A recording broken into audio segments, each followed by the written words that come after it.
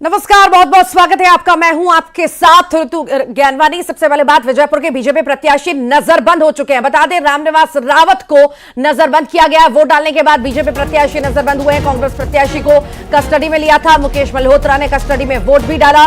ये जानकारी आपको दे रहे हैं श्योपुर की, विजयपुर की, जहां पर उपचुनाव हो रहा है और उपचुनाव में जो है प्रत्याशी को नजरबंद किया गया है। बीजेपी प्रत्याशी को नजरबंद किया गया है। रामनिवास रावत नजरबंद किए गए हैं। बता दें, वोट डालने के बाद इन्हें नजरबंद कर दिया गया। तो वहीं कांग्रेस प्रत्याशी को कस्टडी में लिया गया था। तो सुरक्षा का हवाला दिया गया पुलिस के द्वारा और कस्टडी में लिया गया था कांग्रेस प्रत्याशी को। तो वहीं अब बीजेपी प्रत्याशी जो हैं रामनिवास रावत, इन्हें नजरबंद किया गया है। बीजेपुर में कांग्रेस प्रत्याशी के बाद अब बीजेपी प्रत्याशी और मध्य प्रदेश सरकार के वन मंत्री रामनिवास रावत को भी नजरबंद किया गया। इस वक्त वो बीजेपुर के पीडब्ल्यूडी गेस्ट हाउस में मौजूद है, उनसे बात करने का प्रयास करेंगे। भाई साहब, जिस तरीके से सुबह कांग्रेस प्रत्याशी को नजरबंद किया गया, अब आप मतदान करके आए, आपको नजरबंद कर लिया, किस तरह की ये आप मानते हैं इसको? अब इसके बारे में तो मैं क्या कह सकता हूँ, प्रशासन ही जाने प्रशासन ऐसा क्यों कर रहा है। लेकिन कांग्रेस लगातार ये आरोप लगा रही है कि कुछ जगह उपद्रव हो रहा है, वो सब बीजेपी के लोग कर रहे हैं। तो क्या उस दृष्टि से शांतिपूर्ण तरीके से चुनाव हो? इसलिए पहली बात तो कहीं उपद्रव नहीं हो रहा। आप भी कितने पोलिंग घूम चुके, शांतिपूर्वक मतदान चल रहा है। और वो केवल अफवाह मेरी छवि बिगाड़ने के लिए फैला रहे हैं। हार की बौखलाहट से अपने पद को बचाने के लिए उन्हें लग रहा है कि हो सकता है ये चुनाव में हम हार गए तो हमारा पद चला जाएगा, इसलिए षड्यंत्र चल रहा है। आपने पद की बात की, जीतू पटवारी जी ऊपर में बैठे हैं, सुबह से वो कह रहे हैं कि कहीं गड़बड़ी नहीं होने देंगे। तो बैठे रहे ना, गड़बड़ी हो कहाँ रही है। हम ही नहीं चाहते गड़बड़ी हो, गड़बड़ी हम भी नहीं होने देंगे। तो मतदाताओं से क्या अपील करेंगे शांतिपूर्ण मतदान के लिए? मतदाताओं से, अपने देवतुल्य मतदाताओं से अपील करता हूं कि अधिक से अधिक मतदान करें और जिस तरह से मुझे इसने आशीर्वाद 6 बार दिया है लगातार, उसी तरह से मुझे इस चुनाव में आशीर्वाद देकर विकास का मौका दें। तो आप देख सकते हैं तस्वीरों में कि जो प्रत्याशी हैं और बीजेपी के उनको नजरबंद किया गया है। डीएसपी सर मौजूद है। सर, सुबह सुबह खबर आई कि कांग्रेस के प्रत्याशी को नजरबंद किया गया और अब बीजेपी के प्रत्याशी है वोट डालकर आए, नजरबंद कर लिया गेस्ट हाउस में। देखिए, सुरक्षित मतदान के लिए आवश्यक है कि सभी प्रकार की अफवाहों पर हम लोग ध्यान न दें और लगातार प्रत्याशियों के भ्रमण से जो अफवाहें उड़ती हैं उसकी रोकथाम के लिए हम लोगों द्वारा निर्णय लिया गया था कि हम सभी प्रत्याशियों को हम एक जगह पर ला के रखेंगे। तो आप देख सकते हैं जो पुलिस के अधिकारी वो साफ तौर पर ये कह रहे हैं कि जिस तरीके से जो खबरें लगातार आ रही थी, कुछ अफवाहें जो फैल रही थी कि जो प्रत्याशी अगर घूम रहे हैं तो कहीं न कहीं विवाद की स्थिति हो सकती है, अपनी स्थिति बन सकती है। और यही कारण है कि सभी प्रत्याशी, खासकर कांग्रेस और बीजेपी के प्रत्याशियों को फिलहाल नजरबंद किया गया है। श्योपुर से बड़ी खबर आपको दे दें, यहां पर कांग्रेस प्रत्याशी को पुलिस कस्टडी में लिया गया। पुलिस कस्टडी में मुकेश मल्होत्रा है। बता दें आपको, मतदान भी यहीं किया। मुकेश मल्होत्रा की पत्नी ने आरोप भी लगाया। उन्होंने कहा कि 4 से 5 गाड़ियों से पुलिसकर्मी आए थे। तो वहीं टीआई बोले हैं सुरक्षा की दृष्टि से लेकर आए हैं।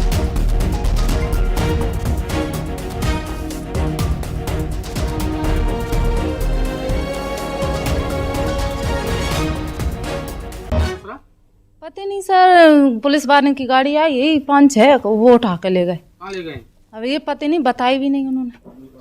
वोट डालने जा रहे थे पहले वो? हाँ, वोट डालने जा रहे थे तो फिर उठा के ले गए। तो पता नहीं है? नहीं बोल के भी नहीं गए। नो करे हम तुम्हारे साथ है, साथ ही लेके जाएंगे और वोट डलवाएंगे। तो वहीं कांग्रेस प्रत्याशी को पुलिस कस्टडी में लिया गया। पुलिस कस्टडी में मुकेश मल्होत्रा ने मतदान भी किया। आपको बता दें, पत्नी ने आरोप भी लगाए, कहा कि 4 से 5 गाड़ियों से पुलिसकर्मी आए और ले गए। तो वहीं टीआई ने सुरक्षा का हवाला दिया है। ये तस्वीरें आपके सामने हैं। पुलिस कस्टडी में ले जाया गया और इसी बीच ये प्रदर्शन की तस्वीरें आप देख रहे हैं। मतदान के बीच थाने पर प्रदर्शन किया गया। आदिवासी समाज के लोगों ने प्रदर्शन किया, मतदान नहीं करने देने के आरोप लगाए। पुलिस पर बीजेपी के इशारे पर काम करने के आरोप लगाए। रावत समाज के लोगों पर बूथ कैप्चरिंग करने के भी आरोप लगाए हैं। ये तस्वीरें जो आप इस वक्त देख रहे हैं, ये श्योपुर की है। मतदान के बीच थाने पर प्रदर्शन और आदिवासी समाज के लोगों ने प्रदर्शन किया। ये तस्वीरें आपके सामने देखिए। ये मतदान नहीं करने देने के आरोप लगा रहे हैं और साथ ही साथ पुलिस पर बीजेपी के इशारे पर काम करने के आरोप लगा रहे। इसी बीच ये खास तस्वीरें बुद्धनी की आप देख रहे हैं। पूर्व मुख्यमंत्री शिवराज सिंह चौहान, कृषि मंत्री शिवराज सिंह चौहान पहुंच चुके हैं अपनी पत्नी साधना सिंह के साथ मतदान करने के लिए। उनके बेटे भी मौजूद हैं। तो मतदान केंद्र पर शिवराज सिंह चौहान पहुंच चुके हैं और साथ ही साथ साधना सिंह, उनकी पत्नी उनके साथ है, उनका बेटा उनके साथ है। अपने मताधिकार का इस्तेमाल करने के लिए मतदान केंद्र पर पहुंचे हैं। जैत करके एक एरिया आता है बुधनी में, वहां पर मतदान करने के लिए पहुंचे हैं शिवराज सिंह चौहान। ये तस्वीरें आप देख रहे हैं। बुधनी हॉट सीट, परंपरागत सीट, शिवराज सिंह चौहान यहां से जीतते आए और अब रामनिवास रावत को मैदान, माफ कीजिएगा, शिवराज सिंह चौहान की सीट रही और सांसद बनाए गए, केंद्र में मंत्री बने और उसके बाद ये सीट खाली हुई।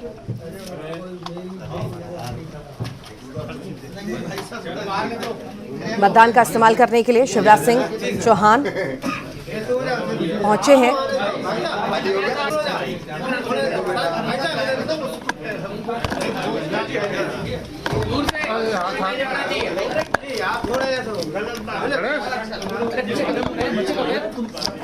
ये तस्वीरें बेहद खास, परंपरागत सीट, हॉट सीट बुधनी, जहां पर हमेशा से बीजेपी जीतती आई, दबदबा रहा है, शिवराज सिंह चौहान का दबदबा रहा है और दावा भी यही कि इस चुनाव में भी हम ही जीतेंगे और पिछली बार से भी ज्यादा वोट मिलेंगे। पीछे भाई, पीछे कर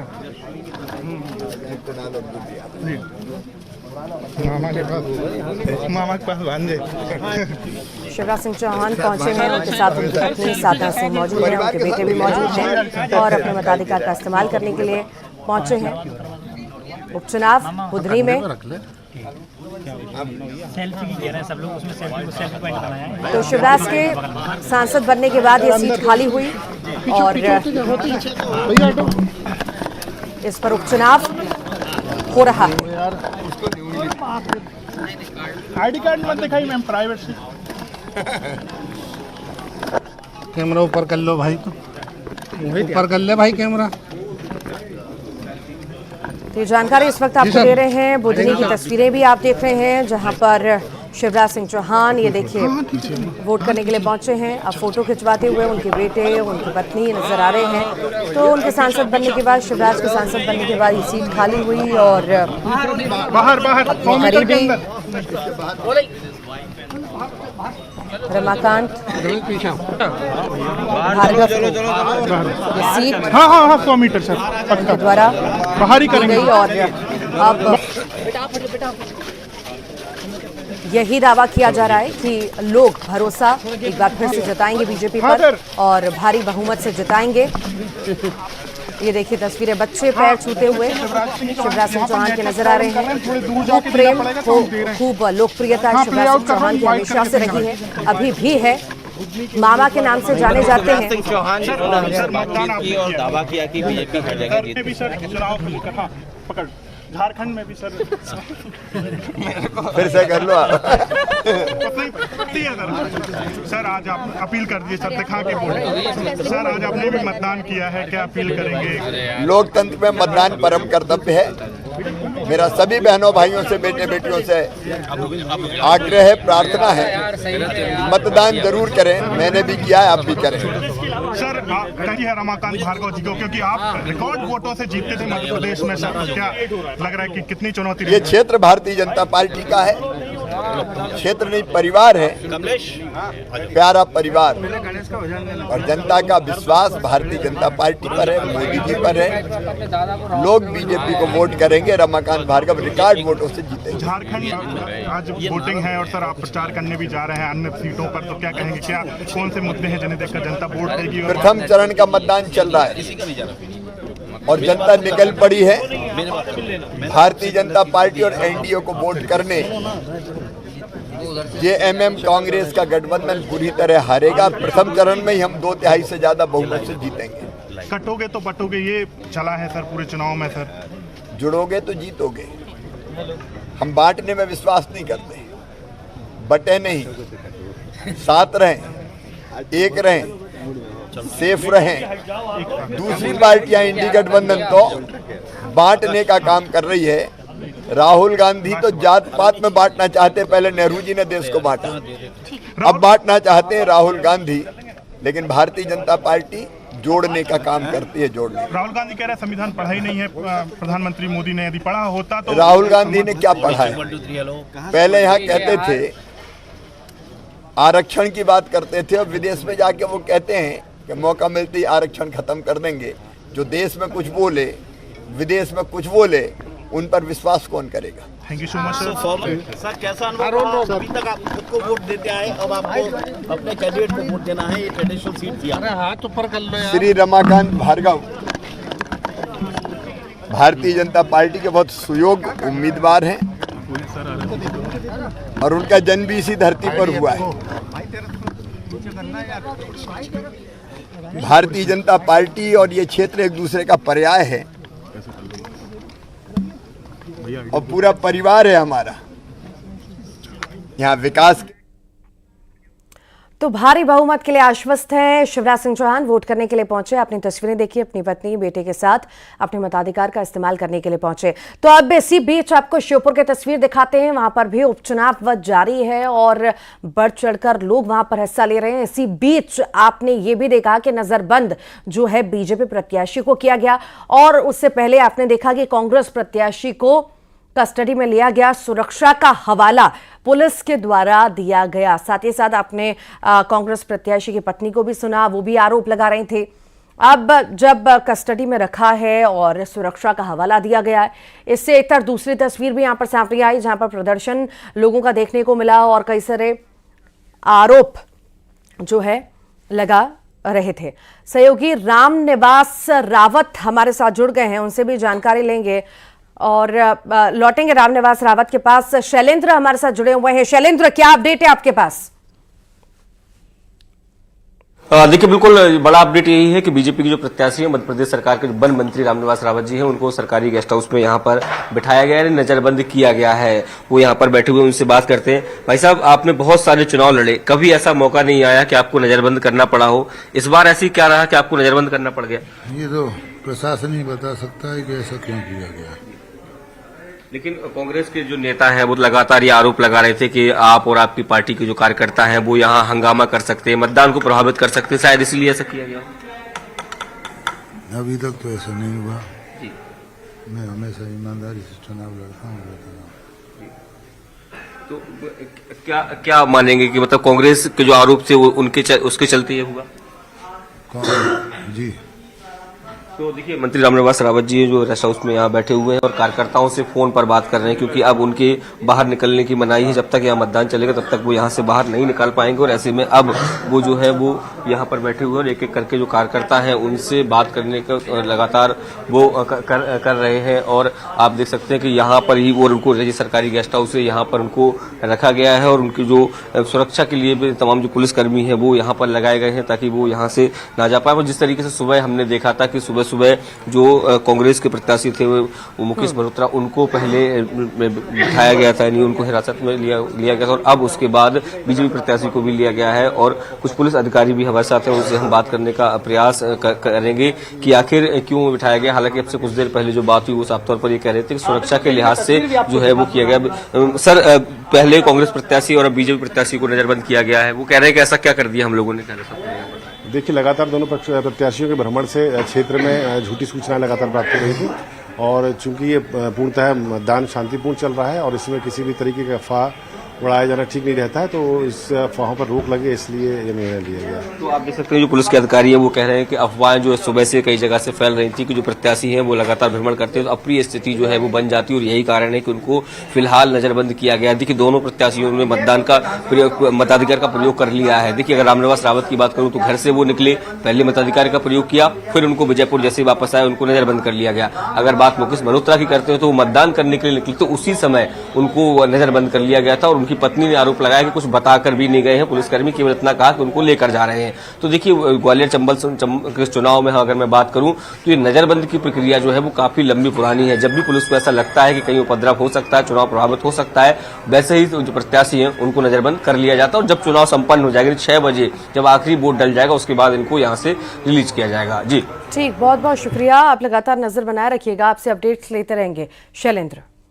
और मध्य प्रदेश में उपचुनाव की जंग लगातार जारी है। मध्य प्रदेश की 2 सीटों बुधनी और विजयपुर में उपचुनाव हो रहे हैं, तो वहीं दोनों सीटों से बीजेपी और कांग्रेस के प्रत्याशियों ने मतदान किया है। वो भी तस्वीर आपके सामने, ये देखिए 4 तस्वीरें आपको दिखा रहे हैं। एक तरफ बीजेपी प्रत्याशी हैं और एक तरफ कांग्रेस प्रत्याशी आपको नजर आ रहे होंगे। बीजेपी प्रत्याशी बुधनी से आप देख रहे हैं रमाकांत भार्गव, तो वहीं आप दूसरी तस्वीर बीजेपी की देख रहे हैं विजयपुर से, जहां से रामनिवास रावत वोट करने के लिए पहुंचे। इस तरफ अगर आए तो कांग्रेस की है, कांग्रेस प्रत्याशी बुधनी से यहां पर वोट करने के लिए वो पहुंचे हैं राजकुमार पटेल। वहीं मुकेश मल्होत्रा कांग्रेस प्रत्याशी हैं विजयपुर से, वो भी वोट करने के लिए पहुंचे। तो कमल खिलेगा या हाथ का साथ लोग देंगे, ये तो देखने वाली बात होगी, पर आज लोग बढ़ चढ़ करके इस लोकतंत्र के महापर्व में हिस्सा ले रहे हैं।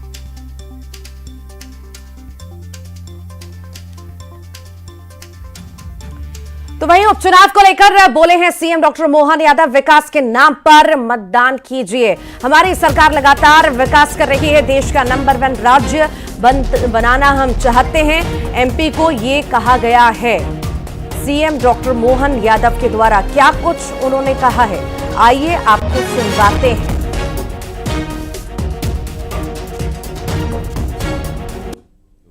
हमारे अपने मध्य प्रदेश के अंदर विजयपुर और बुधनी दोनों जगह चुनाव चल रहे हैं, तो मैं सभी मतदाता भाइयों बहनों से कहना चाहूँगा कि हमारे अपने प्रदेश के अंदर विकास के सभी पैमानों पे हमारी सरकार जब से बनी है हमने काम करने का प्रयास किया है। हमारी पूर्ववर्ती सरकार ने भी मध्य प्रदेश को बहुत आगे ऊंचाइयों तक ले गए हैं। ऐसे में हम सब यशस्वी प्रधानमंत्री के नेतृत्व में मध्य प्रदेश को और आगे बढ़ाना चाहते हैं, पूरे देश का नंबर 1 का राज्य बनाना चाहते हैं। तो हमारा सबका दायित्व बनता है विकास के साथ जुड़िए, भाजपा के साथ बढ़िए और एक बार फिर हर निर्वाचन में भाजपा को विजय बनाइए। ने मतदान किया है। रमाकांत भार्गव ने कन्या प्राथमिक शाला में वोट डाला। न्यूज 18 से बोले हैं रमाकांत भार्गव, विकास ही बीजेपी का मुद्दा है। पूरा क्षेत्र कृषि मंत्री शिवराज सिंह चौहान कर रहा है। बीजेपी की ऐतिहासिक जीत होगी, ये भी कहा है भार्गव ने। आइए सुनते हैं। मध्य प्रदेश की सबसे हॉट सीट बुधनी पर सबसे दिलचस्प मुकाबला, जिस पर नजर न केवल प्रधानमंत्री पूरे भारतवर्ष की नजर इस बुधनी विधानसभा में लगी हुई है। और हम देख रहे हैं कि बुधनी विधानसभा में भारतीय जनता पार्टी के प्रत्याशी रमाकांत भार्गव उत्साह के वातावरण में आए और उन्होंने अपने मतदान के चौवन के अंदर मतदान किया है। आइए उनसे जानते हैं सर, किस तरह का चैलेंजिंग चुनाव ये रहा है और क्यों पूरे देश की निगाह लगी हुई है। सबसे पहले तो मैं हमारे मतदाता भाई और बहनों को आग्रह करूंगा, इस लोकतंत्र के महापर्व पर मतदान सभी अवश्य करने आवे। तो क्या मुद्दे थे जिनके आधार पर ये चुनाव लड़ा गया आपके द्वारा? हम विकास के मुद्दे पे बुधनी विधानसभा में चुनाव लड़े हैं और जनता का भारी समर्थन हमें मिला है। जिस तरह से शिवराज सिंह चौहान ने लगातार उनके पुत्र ने कार्तिक किया है, उसने चुनाव टेम्पो कितना बदला था? भारतीय जनता पार्टी में हमेशा संगठन और कार्यकर्ता चुनाव लड़ते हैं, उम्मीदवार तो प्रतीक होता है। और ये तो रिएक्शंस और अलग अलग तरह के बयान आपको सुनवा रहे थे। इसी बीच आपको ये भी बताते हैं कि अब तक आखिर कितना प्रतिशत मतदान कहां कहां पर हुआ है। ये रायपुर दक्षिण की बात करें, 9 बजे तक 8.23% मतदान रायपुर दक्षिण में अब तक हुआ है। यहां पर भी लोग बढ़ चढ़कर हिस्सा ले रहे हैं। परंपरागत सीट बीजेपी की, और यहां पर अगर हम बात करें तो बीजेपी की जो सीट रही है वहां पर इस बार भी कहीं ना कहीं वैसा ही माहौल पहले की तरह नजर आ रहा है। बुधनी का अगर जिक्र करें, ये भी बीजेपी की परंपरागत सीट, यहां पर अच्छा वोट परसेंटेज दिख रहा है। 16.90% मतदान बुधनी। शिवराज सिंह चौहान की सीट, सांसद बने, सीट खाली हुई। उसके बाद रमाकांत भार्गव यहां से मैदान में है। विजयपुर का जिक्र करें, यहां पर और अच्छा मतदान, यहां पर 17.86% मतदान हुआ है 9 बजे तक का अगर हम बात करें तो। तो ये 3 सीटें मध्य प्रदेश और छत्तीसगढ़ की, मध्य प्रदेश की 2 विजयपुर और बुधनी, तो वहीं 1 सीट छत्तीसगढ़ की रायपुर दक्षिण की।